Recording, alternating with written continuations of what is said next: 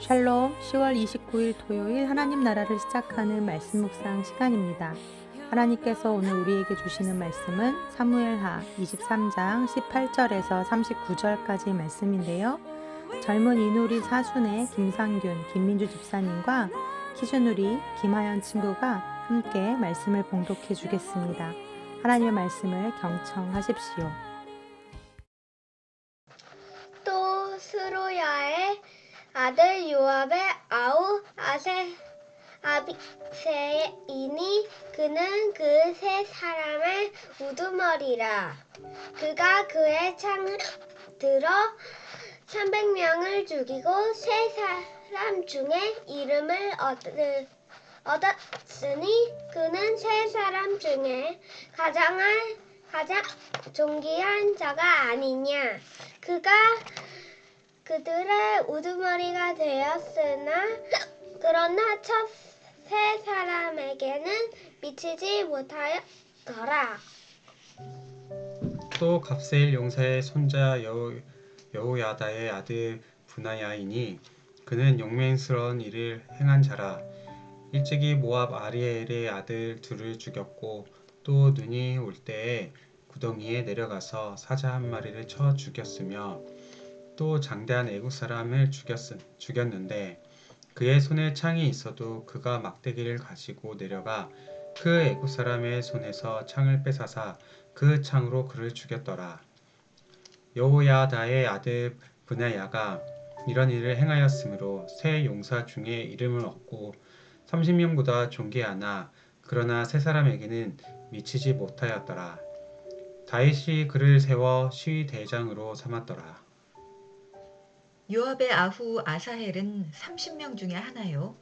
또 베들레헴 도도의 아들 엘하난과 하롯 사람 사뭇과 하롯 사람 엘리가와 발디 사람 헬레스와 드고아 사람 이게스의 아들 이라와 아나돗 사람 아비에셀과 후사 사람 무분네와 아호아 사람 살몬과 느도바 사람 마하레와 느도바 사람 바하나의 아들 헬렛과 베냐민 자손에 속한 기브아 사람 리베의 아들 이때와 비라돈 사람 브나야와 가하스 시내가에서 사는 히때와 아르바 사람 아비알본과 바르훔 사람 아스마웻과 사알본 사람 엘리아바와 야센의 아들 요나단과 하랄 사람 삼마와 아랄 사람 사랄의 아들 아히암과 마아가 사람의 손자 아하스베의 아들 엘리벨렛과 길로 사람 아히도벨의 아들 엘리암과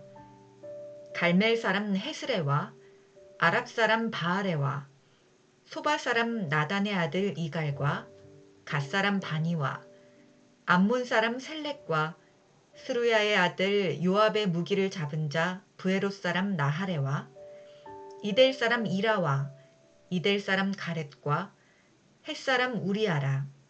이상 총 수가 37명이었더라.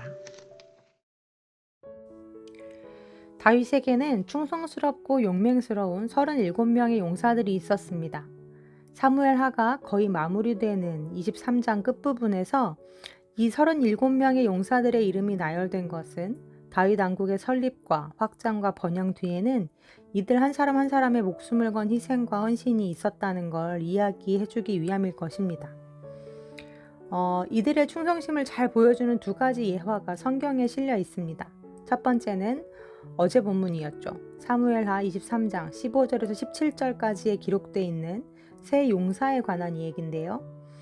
다윗의 37명의 용사들 중 가장 먼저 그 이름이 언급되고 있는 요셉 바세벳과 엘르아살, 삼마의 이야기입니다. 어느 해인가 가나안 땅의 추수가 시작될 무렵 블레셋 군대가 이스라엘을 쳐들어와 베들레헴의 진을 쳤더랬습니다. 그때 다윗은 산성에 거하고 있었는데 마침 산 위에서 저 아래 베들레헴을 내려다보고 있자니 어릴 적 마셨던 그 베들레헴 성문 곁에 시원한 우물물이 생각이 나는 겁니다. 그래서 다윗은 누가 나에게 그 우물물을 좀 길어다 주면 좋겠다고 이야기를 하죠.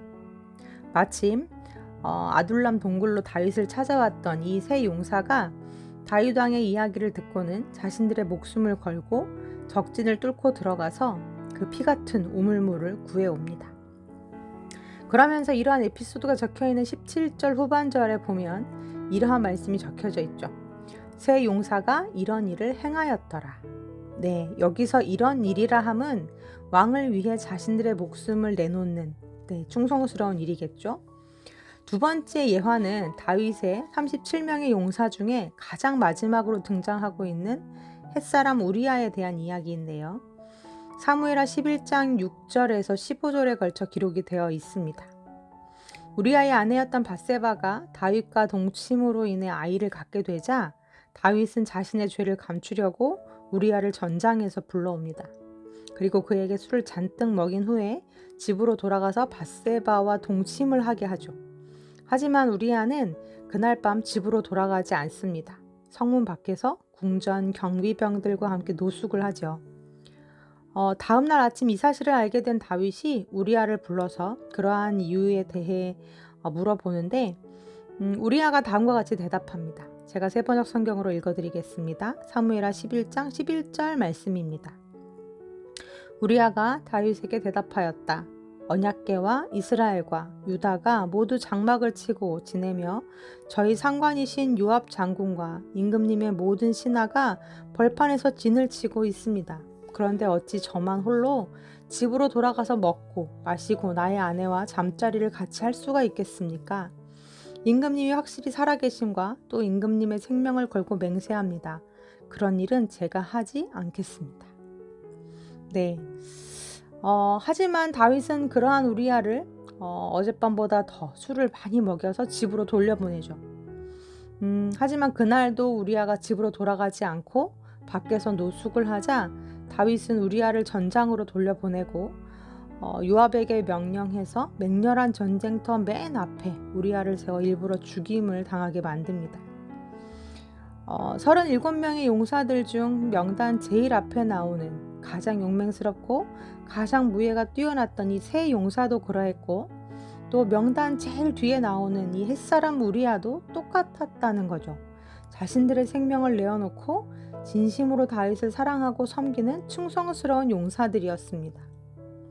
하지만 이 두 예화를 통해 다윗에게 못내 아쉬운 점이 있는 건 다윗은 그들의 생명과 충성을 그만큼 귀하게 보지 않았다는 것입니다.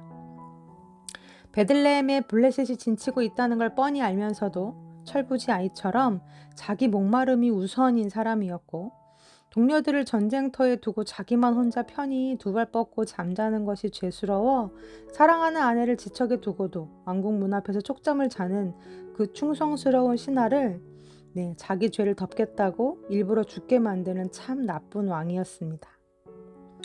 다윗에게 있어서 자신은 왕이었고 그들은 자신의 안위를 위해 존재하는 부하일 뿐이었죠.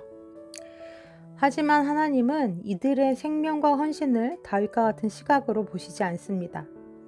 오늘 말씀을 묵상하면서 제 눈에 유독 들어온 것은 이들 이름 앞에 있는 그들을 수식하는 단어였는데요.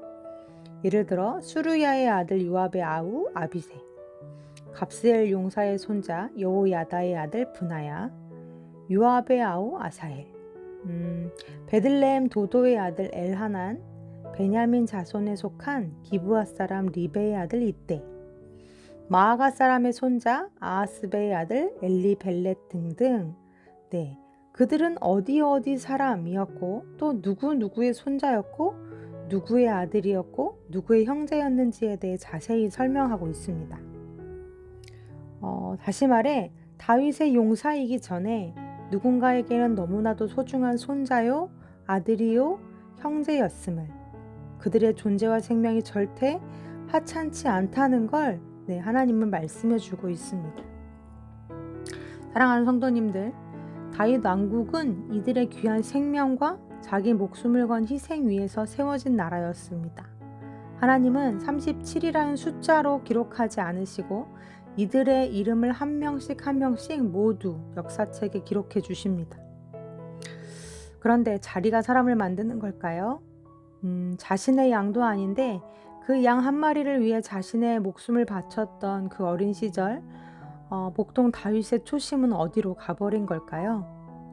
자신의 사랑하는 양떼를 그의 손에 맡기면서 그 같은 마음으로 양떼를 돌봐주기를 바랬던 그 하나님의 마음은 또 얼마나 실망스러우셨을까요?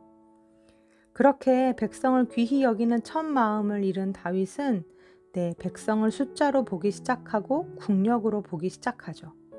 그래서 내일 본문으로 가면 사무엘하 마지막 장에서 다윗은 이스라엘 백성들을 상대로 인구조사를 하게 되는데 이에 하나님의 무서운 꾸중과 심판을 받게 되는 이야기가 사무엘하 마지막 장에 기록되어 있습니다.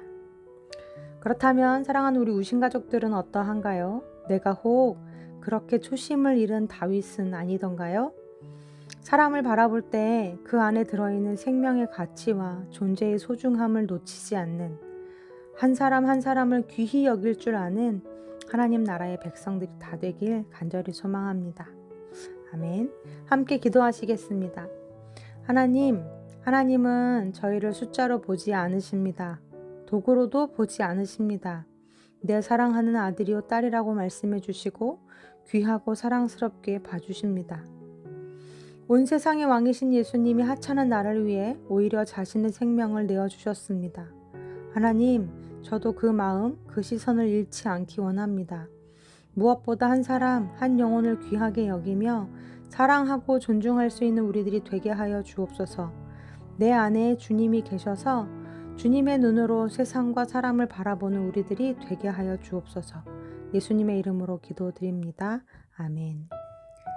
말씀을 마쳤습니다. 오늘 주신 말씀을 기억하며 더 깊은 묵상 하시겠습니다.